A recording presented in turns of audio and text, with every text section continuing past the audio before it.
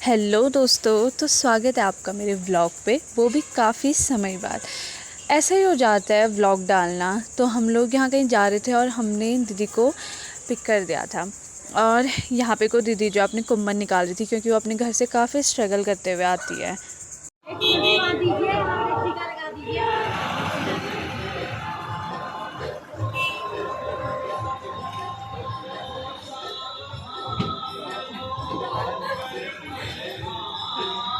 कुंडा मंदिर पे माता रानी के दर्शन करने के बाद हम लोग निकल गए अपनी लोकेशन की तरफ। और यहाँ पे कुछ है, दीदी और मैं बोर हो रहे थे और दीदी अपना 10 रुपये का वो मेले से लेके आई थी बबल्स, वो उड़ाने में लगी थी।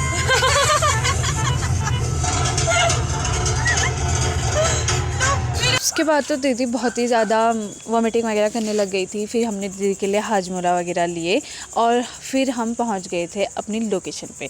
यानी कि हम लोग आज जा रहे थे गंगोली हाट। और अभी हम पहुंच रखे हैं गंगोली हाट की मार्केट पे। यहाँ पे को मार्केट अच्छी लगती है, लेकिन संडे होने की वजह से मार्केट जो है बंद थी। तो फिर हम पहुँच गए माता रानी के वहाँ। अब मैं आपको हरतालिका का जितना भी वो है वो सब दिखाने की कोशिश करूँगी, ऐसा मैंने सोचा था, लेकिन ऐसा कुछ हुआ भी नहीं, क्योंकि वहाँ जाके फ़ोन यूज़ करने का उतना मन नहीं करता है। सामान वगैरह तो मैंने सारा पिथौरागढ़ से ही बना दिया था। मैंने यहाँ से सिर्फ तेल लिया और हम लोग पहुँच चुके हैं माता हरतालिका के दरबार पे।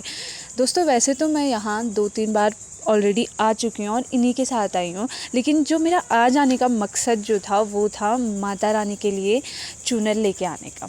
आप सभी जानते हैं हमारी लव मैरिज है और इससे पहले मैं इस मंदिर पे काफ़ी बार जा चुकी हूँ और काफ़ी मन्नतें भी मांग चुकी हूँ।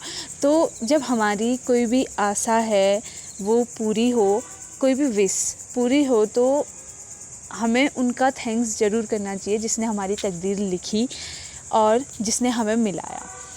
तो वही करने के लिए मैं आज यहाँ मंदिर आई थी और माता रानी के लिए मैं बहुत प्यारी सी रंगीली पिछौड़ी लेके आई थी। माता रानी को वैसे तो मैं खुद पहनाना चाह रही थी, लेकिन अंदर जाने की परमिशन नहीं होती है। काफ़ी जो मंदिर का पुजारी है सिर्फ वही अंदर जा चुका है। फिर भी मैंने ज़बरदस्ती अपनी जो चूनर है वो माता रानी को अपने आँखों के सामने पहनाने को कहा, क्योंकि फिर मुझे पता नहीं था कि वो कहाँ रखेंगे। और फिर माता रानी के दर्शन करके हम लोग आ गए थे खाना खाने के लिए। बहुत भूख लग रही थी ले, तो हम लोग खाना खाने के लिए बैठ गए थे। और आप सभी लोग देख सकते हैं कि हमने क्या क्या मंगाया। सारा नॉनवेज ही था वैसे, क्योंकि बहुत मचाई हो रही थी। आपको पसंद नहीं आया ना? ठीक है, इट्स सो खाना खाने के बाद हम लोग निकल गए थे सौरभ के बड़ी मम्मी के घर। उनने बुलाया था आज इनको और ये भी कह रहे थे कि बहू आई है तो उनको भी लेके आना। हम लोग पहुंच गए थे बड़ी मम्मी के घर। यहाँ पे को उनने हमें पानी वगैरह दिया और ये जितनी भी व्लॉगिंग है सारी दीदी ने की है, क्योंकि मुझे तो बहुत ज़्यादा शर्म आ रही थी वहाँ पे को कैमरा ऑन निकालने पे। और यहाँ पर हमने पानी वानी पिया और अब हम बैठे हैं थोड़ी देर के बाद।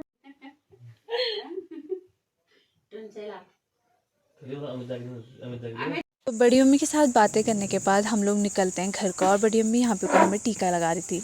यहाँ पे को वो मुझे दक्षिणा दे रही थी, पहली बार घर आई है तो लेना पड़ेगा करके। मुझे बहुत शर्म आ रही थी।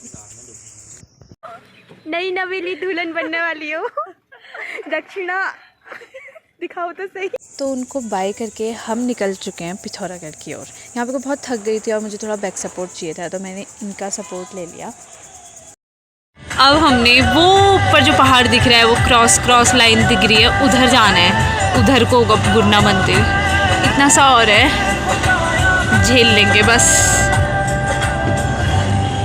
तो यहाँ पे कुछ जो है हम पहुँच गए थे अब घाट। अब गुरना मंदिर यहाँ से थोड़ा ही दूर है, उससे थोड़ा दूर पिथौरागढ़ है। जल्दी पहुँचाते हैं उन्हें हमें। तो उसके बाद अब तो बहुत ही ज़्यादा मूडी जो ख़राब हो गया वो ख़राब इसलिए होती है क्योंकि बहुत ज़्यादा थक गए थे हम लोग। तो अब हम चलते हैं घर।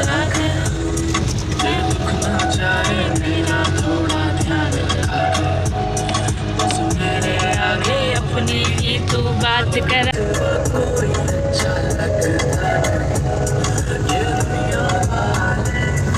तो गाइज़, अपने ब्लॉग को मैं यहीं पे को एंड करती हूँ, क्योंकि अब मैं ना ही ज़्यादा एडिटिंग के मूड में हूँ, ना ही ज़्यादा ब्लॉग बनाने के उसमें।